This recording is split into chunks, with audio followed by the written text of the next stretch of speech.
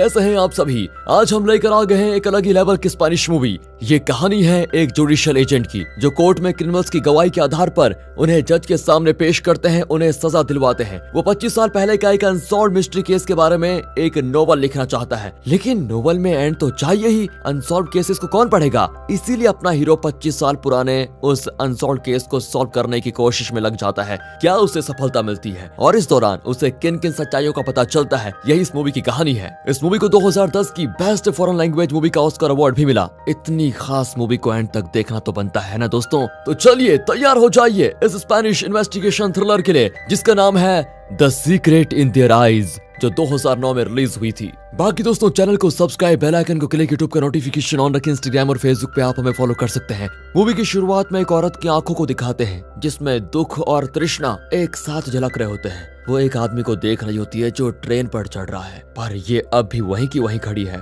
दुख भरी आंखों से उसे देखती रहती है। वो आदमी विंडो सीट पर बैठता है और ट्रेन चलने लगती है। तब वो औरत भाग कर आती है और विंडो ग्लास पर अपना हाथ रखती है। आदमी भी इस तरफ से अपना हाथ रखता है और तब ट्रेन फास्ट हो जाती है और इस तरह ये दोनों बिछड़ जाते हैं। ये एक कहानी है जो एक आदमी लिख रहा है। राइटर का नाम है बेंजामिन। फिलहाल ये एक नोवेल लिख रहा है। दरअसल ये इस कहानी का क्लाइमैक्स था। अब लिखने के बाद वो डिसाइड करता है कि शुरुआत में ही कहानी का क्लाइमैक्स बता दूंगा तो अच्छा नहीं रहेगा। ये सोचकर वो उसे काट कर कहानी के स्टार्टिंग सीन को लिखने लगता है। उस सीन में रिकार्डो नाम का एक आदमी अपनी वाइफ लिलियाना की खूबसूरती को निहार रहा होता है। सुबह की सूरज की रोशनी लिलियाना पर पड़ती है तो उसका चेहरा चमकने लगता है। दोनों मिलकर ब्रेकफास्ट करते हैं। रिकार्डो नहीं जानता कि ये लिलियाना के साथ उसका आखिरी ब्रेकफास्ट है। रिकार्डो अपनी पत्नी से बेहद प्यार करता है और उसके चेहरे पर एक स्माइल देखने के लिए वो कुछ भी कर सकता है। अरे यार, ये कुछ ज्यादा ही रोमांटिक नहीं लिख दिया मैंने। ये सोचकर बेंजामिन उस पेपर को बॉल बनाकर फेंक देता है। बेंजामिन एक इन्वेस्टिगेशन थ्रिलर लिख रहा है तो जरा कड़क शुरुआत तो होनी चाहिए।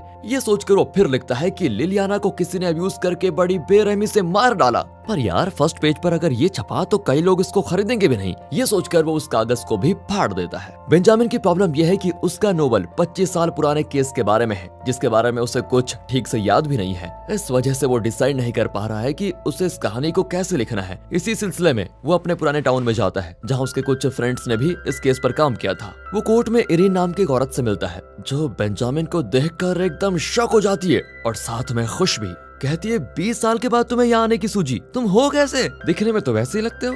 बेंजामिन भी कह देता है कि हाँ, मैं तो वैसा ही हूँ, लेकिन इन 20 सालों में तुम्हारी खूबसूरती सच में कई गुना ज्यादा बढ़ गई है। इस तरह दोनों आपस में मजाक करने लगते हैं। दरअसल 20 साल पहले दोनों एक साथ कोर्ट में काम किया करते थे। इनके बीच में प्यार भी था, पर दोनों ने उसका इजहार नहीं किया। इरीन पूछती है, बताओ यार, अचानक मेरी याद कैसे आ गई? बेंजामिन उसे अपना नोवेल दिखाता है, जिसके कुछ पन्ने उसने लिख रखे थे। इरीन हैरान रह जाती है कि 25 साल पुराने इस केस को लेकर बेंजामिन नोवेल लिख रहा है। वो कहती है कि यार, सबसे पहले तो तुम अपनी हैंड राइटिंग इंप्रूव करो, अभी कुछ समझ में नहीं आ रहा। ये कहकर वो बेंजामिन को एक टाइपराइटर निकाल कर देती है, जो बेंजामिन 20 साल पहले यूज किया करता था। उसे देखकर बेंजामिन बड़ा खुश होता है और कहता है कि हाँ, मुझे अभी भी याद है, इसका लेटर ए ठीक से काम नहीं करता। इरीन कहती है कि अरे वो तो ठीक कर दिया था हमने, अब एक काम करो, तुम इसी में अपना नोवेल टाइप करो। अच्छा, टाइप तो मैं कर लूंगा, लेकिन मेरी समझ में नहीं आता कि लिखना कहाँ से शुरू करूं। इरीन पूछती है, तुम्हें इस केस का कौन सा पार्ट अच्छे से याद है? बेंजामिन कहता है कि मुझे तो केस की शुरुआत वही याद है। अरे शुरुआत याद है तो फिर शुरुआत से ही शुरू करो, तभी उस केस के बारे में तुम्हें क्लैरिटी मिलेगी। बेंजामिन भी वैसा ही करता है और अब सीन शिफ्ट होता है 25 साल पहले।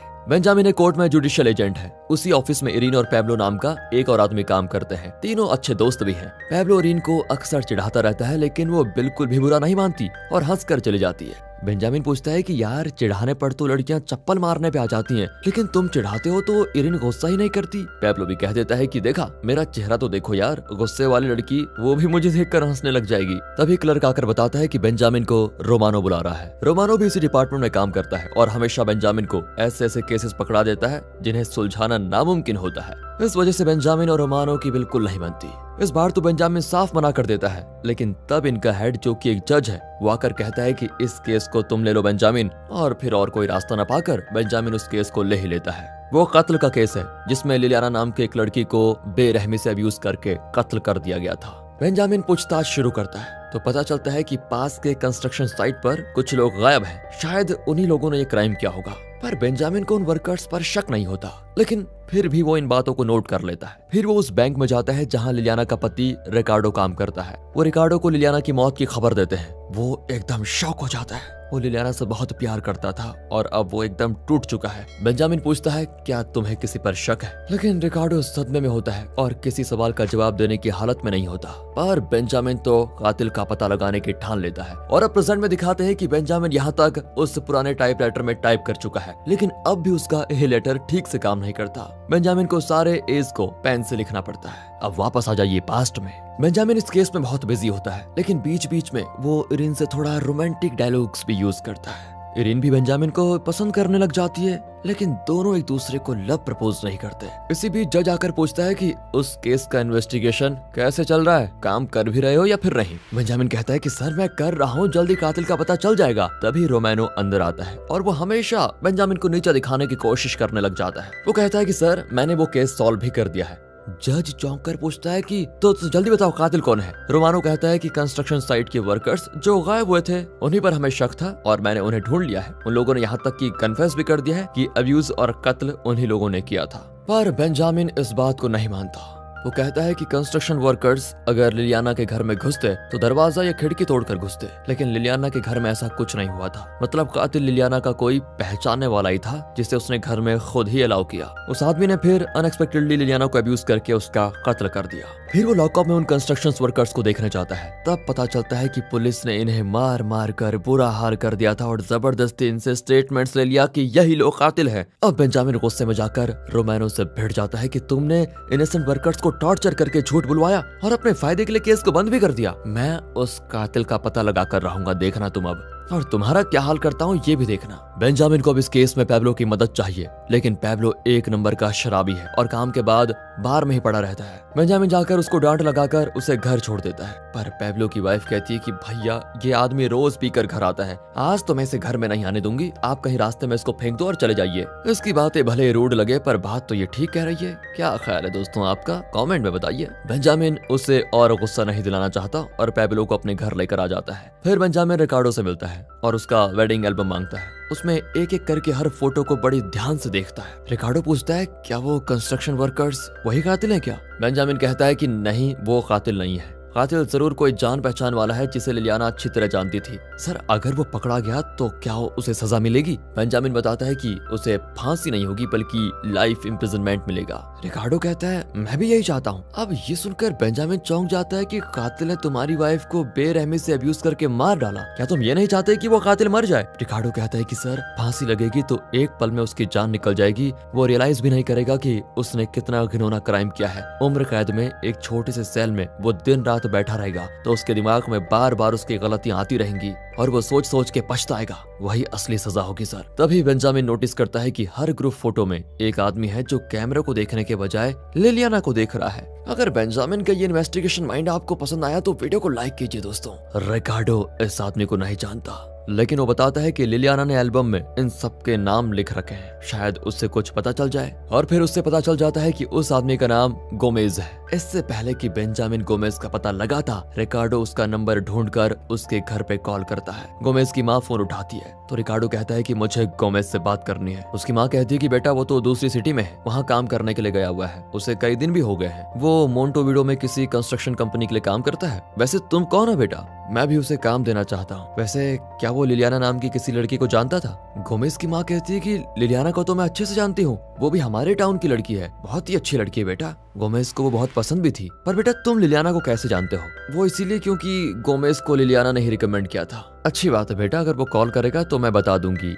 यहाँ रिकार्डो रोने लगता है क्योंकि वो फैसला कर लेता है कि गोमेज ही लिलियाना का कातिल है। वो बेंजामिन को बताता है तो बेंजामिन उस कंस्ट्रक्शन साइट पर जाता है। वहाँ पता चलता है कि कल तक गोमेज यहीं था, लेकिन एक कॉल आया और वो अपना बोरिया बिस्तर बांध कर यहाँ से चला गया। बेंजामिन जज के पास जाकर गोमेज के घर की तलाशी लेने की परमिशन मांगता है, पर जज कहता है कि वो केस रोमैनो सॉल्व कर चुका है और कातिल भी पकड़े गए हैं। सर वो बेगुनाह कातिल हैं, वो कंस्ट्रक्शन वर्कर्स हैं जिन्हें पुलिस ने मार मार कर उनसे जानबूझकर गवाही निकलवाई और असली कातिल दिन दहाड़े बाहर घूम रहा है। पर जज साफ इनकार कर देता है। बेंजामिन किसी भी तरह रिकार्डो को न्याय दिलाना चाहता है। वो पैब्लो को लेकर गोमेज के घर जाता है और उसकी माँ के घर के बाहर जाने का इंतजार करता है। जैसे ही वो बाहर आती हैं तो बेंजामिन और पैब्लो घर में घुसकर पूरी तलाशी करने लगते हैं। वहाँ बेंजामिन को कुछ लेटर्स मिलते हैं जो गोमेज ने अपनी माँ को लिखे थे, लेकिन एक का भी एनवेलप वहाँ पर नहीं होता जिससे गोमेज का एड्रेस पता चले। इसी बीच गोमेज की माँ वापस आ जाती है और बेंजामिन लेटर्स को वहीं पर छोड़कर किसी तरह बाहर निकल आता है। पैब्लो भी बाहर चला आता है। पैब्लो पूछता है कि तुम उन लेटर्स को वहीं छोड़कर क्यों आ गए। बेंजामिन कहता है कि अगर लेटर्स वहाँ नहीं होते तो उसकी माँ को शक हो जाता कि कोई घर में घुसा है। पैब्लो उसको डांटता है कि अबे अपना प्लान मुझे क्यों नहीं बताया, ये देख मैं उन लेटर्स को उठा लाया। अरे खैर, अब जो हो गया सो हो गया, इन लेटर्स को पढ़ते हैं। ये सोचकर वे उन लेटर्स में क्लू ढूंढने लग जाते हैं। एक दिन बेंजामिन रिकार्डो को रेलवे स्टेशन में देखता है। रिकार्डो बताता है, मुझे जब टाइम मिलता है तो मैं यहाँ कर वेट करता हूँ, शायद वो गोमेज वापस लौट कर आ जाए और तब मैं उसे पकड़कर आपके हवाले कर दूंगा। बेंजामिन को उसके लिए बहुत बुरा लगता है क्योंकि बेचारा अपनी पत्नी को खोने के बाद मूव ऑन ही नहीं कर पा रहा है और कातिल को ढूंढ निकालने की कोशिश में लगा हुआ है। अब बेंजामिन किसी भी तरह उसकी मदद करना चाहता है। वो इरिन से मिलने जाता है। मैं तुमसे एक जरूरी बात कहना चाहता हूँ। वो तो सोचती है कि ये प्रपोज करने वाला है, इसलिए वो दरवाजा बंद करने जाती है, पर तभी पैब्लो अंदर घुस जाता है। तब इरिन रियलाइज करती है कि बेंजामिन प्रपोज करने नहीं, केस के बारे में डिस्कस करने आया है। बेंजामिन बताता है कि जज ने लिलियाना का केस क्लोज कर दिया है, लेकिन असली कातिल अभी पकड़ा नहीं गया, इसलिए तुम इस केस का क्लोजर रिपोर्ट इरेज कर दो ताकि हम केस का इन्वेस्टिगेशन करके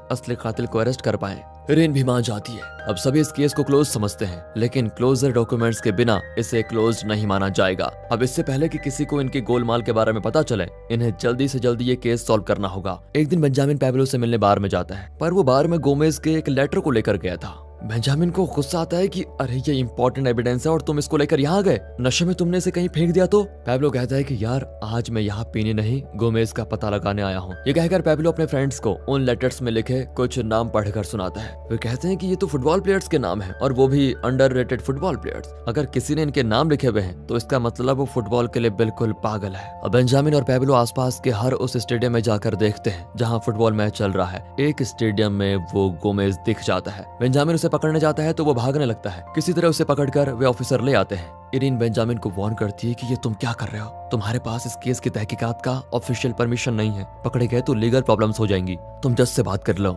नहीं, अब बहुत बातें कर ली, वो तो इसे घर भेज देंगे क्योंकि रोमानो ने झूठ रिपोर्ट लिखकर इस केस को बंद करवा दिया है। मैं अपना काम करके रहूंगा। ये कहकर वो गोमेज को इंटेरोगेट करता है। तेरा नाम क्या है? गोमेज। कहाँ काम करता है? अरे सर, बेकार में मुझे क्यों पकड़ के रखा हुआ है? जो पूछा जाता है उसी का जवाब दो, समझे? सर, मैं कंस्ट्रक्शन साइट में काम करता हूँ। लेकिन तुम अचानक वहां से गायब क्यों हो गए थे? तुम्हारी माँ ने तुम्हें कॉल किया था। सर, आप न जाने ये क्या सब कुछ पूछ रहे हैं। क्या तुम लिलियाना को जानते हो? और ये सुनकर उसके चेहरे का एक्सप्रेशन ही बदल जाता है। हाँ, बचपन से हम दोनों फ्रेंड्स थे। वैसे आप उसके बारे में क्यों पूछ रहे हैं? लिलियाना को किसी ने अब्यूज करके मार डाला और हमें तुम पर शक है। सर, मैंने तो कई सालों से उसको देखा तक नहीं। अच्छा बच्चों, फिर हमें देखकर भागे क्यों थे? अरे आप लोग अचानक क्यों मुझे पकड़ने आ गए तो मैं भागने लगा, और बिना एविडेंस के आप मुझ पर इल्जाम नहीं लगा सकते।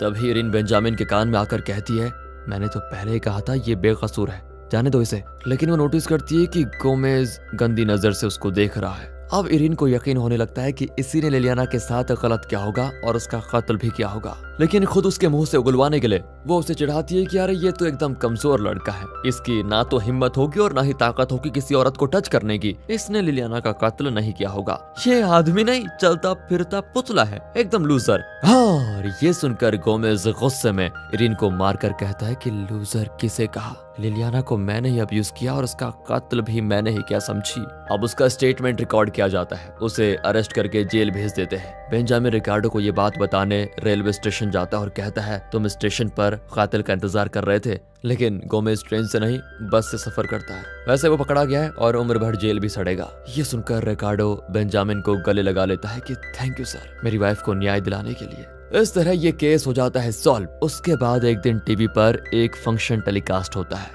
जिसमें प्रेसिडेंट को दिखाते हैं। प्रेसिडेंट के पास उसका सिक्योरिटी गार्ड खड़ा होता है। बेंजामिन उसे ध्यान से देखता है तो पता चलता है ये गोमेज है, इसे तो जेल में होना चाहिए, ये प्रेसिडेंट का सिक्योरिटी गार्ड कैसे बन गया? अब बेंजामिन और इरिन रोमानो से पूछते हैं तो वो बहुत ही कूल होकर कहता है कि वो बहुत टैलेंटेड आदमी है, इसलिए हमने उसको रिलीज कर दिया और प्रेसिडेंट का सिक्योरिटी गार्ड अपॉइंट कर दिया है। इरिन उस पर चिल्लाती है कि वो एक लड़की को अब्यूज करके उसका कत्ल कर चुका है, अब उसके हाथ में लाइसेंस के साथ गन भी दे दिया आपने। क्या आप में इतना कॉमन सेंस नहीं है कि वो और कई लोगों का कत्ल कर सकता है?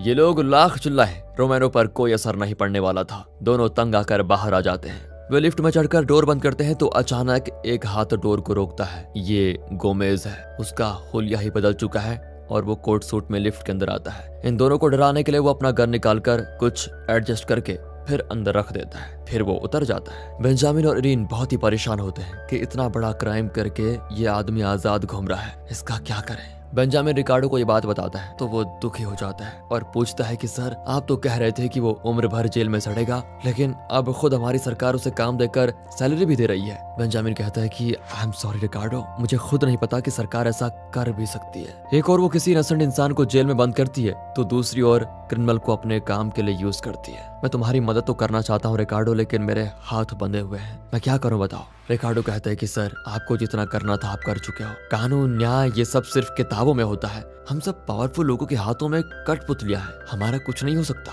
रिकार्डो बहुत परेशान होकर वहां से चला जाता है। इसी बीच बेंजामिन और इरीन, जो एक दूसरे को पसंद करते थे लेकिन बोल नहीं पाए, वो एक साथ अपनी लाइफ बिताने के बारे में सोचने लगते हैं। इस बारे में बात करने के लिए वे शाम को मिलने का फैसला करते हैं, लेकिन तभी बेंजामिन को बाहर से कॉल आता है क्योंकि शराब पीकर किसी से लड़ पड़ा था। बेंजामिन वहां जाकर पैब्लो को संभाल लेता है और कहता है कि तेरी बीवी तुझे घर के अंदर आने तो देगी नहीं, आज तो मेरे घर चल। ये कहकर वो पैब्लो को अपने घर लेकर जाता है। पैब्लो को अपने घर में छोड़कर बेंजामिन उसकी वाइफ से बात करने जाता है। वो किसी तरह उसे समझा बुझाकर अपने घर ले आता है, पर जब वे आते हैं तो किसी ने पैब्लो को शूट कर दिया था और पैब्लो मर चुका था। पैब्लो की वाइफ बहुत रोती है। तब बेंजामिन देखता है कि उसका एक फोटो उल्टा कर दिया गया। बेंजामिन को लगता है कि शायद कोई मुझे मारने आया था और मेरे बदले बेड पर लेटे हुए पैब्लो को शूट करके चला गया। अब बेंजामिन की जान को खतरा है, इसलिए उसे ये शहर छोड़कर जाना पड़ेगा। शाम को बेंजामिन और इरीन अपने दिल की बात शेयर करने वाले थे, लेकिन उनके पास अब उसका टाइम नहीं होता क्योंकि बेंजामिन को तुरंत निकलना होगा।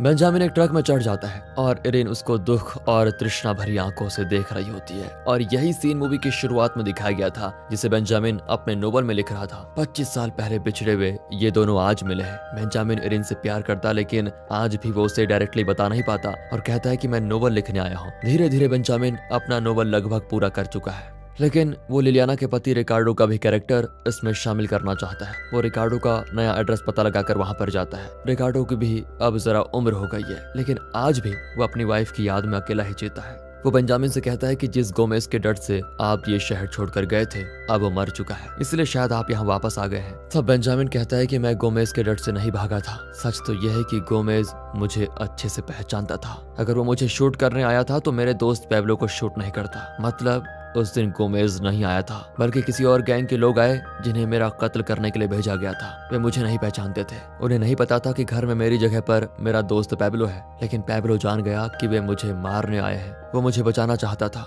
और उसने अपनी जान दे दी। कातिलों को शक ना हो, इसलिए पैब्लो ने टेबल पर रखी हुई मेरी फोटो नीचे की तरफ कर दी। वो लोग पैब्लो को ही बेंजामिन समझ बैठे और उसे शूट करके चले गए। और रही बात गोमेज की, मुझे तो बताया गया है कि वो लापता है, लेकिन तुम कहते हो कि वो मर गया। रिकार्डो कहता है कि हाँ, मैंने उसे किडनैप करके शूट कर दिया क्योंकि मुझे आप लोगों के कानून और न्याय पर विश्वास नहीं है। मैंने अपने हाथों से उस कातिल को सजा दे दी। इससे आगे मैं कुछ याद नहीं करना चाहता। आप प्लीज यहाँ से चले जाइए। ये सुनकर बेंजामिन शॉक हो जाता है और वहाँ से वापस आ रहा होता है। तभी उसे रिकार्डो की वो बात याद आती है जो उसने 20 साल पहले बेंजामिन को बताई थी। क्रिमिनल की जान एक पल में निकल जाए तो वो सजा कैसे हो सकती है। उसे उम्र भर अपनी गलती को सोच सोच कर तड़पना चाहिए, वही असली सजा होगी। जो आदमी अपनी वाइफ के कातिल को तड़पा तड़पा कर मारना चाहता था, वो उसे शूट करके एकाएक उसकी जान कैसे ले सकता है। बेंजामिन गाड़ी मोड़कर वापस रिकार्डो के घर जाता है और उसे चुपके से देखने लगता है। रिकार्डो एक प्लेट में खाना लेकर घर के बेसमेंट जैसी जगह पर जाता है। बेंजामिन भी वहां जाता है तो देखता है रिकार्डो ने यहाँ एक जेल बनाकर गोमेज को बंद करके रखा हुआ है। इन 20 सालों में रिकार्डो रोज गोमेज को खाना देने आता था, लेकिन आज तक रिकार्डो ने गोमेज से एक भी शब्द नहीं बोला था। अब रिकार्डो भी बेंजामिन को देख लेता है। बेंजामिन को देखते ही गोमेज कहता है, मैंने बहुत बड़ी गलती कर दी, मैं हर पल पछता रहा हूँ। आप प्लीज रिकार्डो से कहिए कि वो मुझसे बात करे। 20 साल से मैंने किसी से बात तक नहीं की, प्लीज कम से कम आप मुझसे बात कीजिए। लेकिन रिकार्डो का यह फैसला बेंजामिन को ठीक लगता है और रिकार्डो भी जानता है कि बेंजामिन बाहर किसी को इसके बारे में नहीं बताएगा। बेंजामिन चुपचाप वहां से चला जाता है और अब नोवेल तैयार हो चुका है। बेंजामिन रियलाइज करता है कि अगर मैंने इरीन से सच्चा प्यार किया होता तो जब मैं जान बचाकर यहाँ से भागा तो इरीन को भी अपने साथ आने को कहता, लेकिन मैंने ऐसा ना करके बहुत बड़ी गलती कर दी। कम से कम आगे की जिंदगी तो मैं इरीन के साथ ही बिताना चाहता हूँ। ये फैसला करके बेंजामिन इरीन से मिलने जाता है और कहता है, मैं तुमसे एक बात कहना चाहता हूँ। इरीन हंसकर कहती है, अगर नॉर्मल बात हो तो बताओ और बैठो, लेकिन अगर बहुत जरूरी बात है तो पहले दरवाजा बंद करो फिर बताओ। बेंजामिन जाकर दरवाजा बंद करता है। अब तो आप समझ गए होंगे कि बेंजामिन ने कौन सी जरूरी बात रिन से कही होगी दोस्तों। वैसे इस मूवी में बताया गया है कि जो गलती करेगा वो सजा जरूर भुगतेगा, लेकिन असलियत में तो पैसा बोलता है। बड़े से बड़ा क्रिमिनल पैसों के बल बच जाता है। खैर, अगर ये वीडियो अच्छी लगी हो तो लाइक कीजिए, चैनल को सब्सक्राइब। मिलते हैं अगली वीडियो में, तब तक के लिए गुड।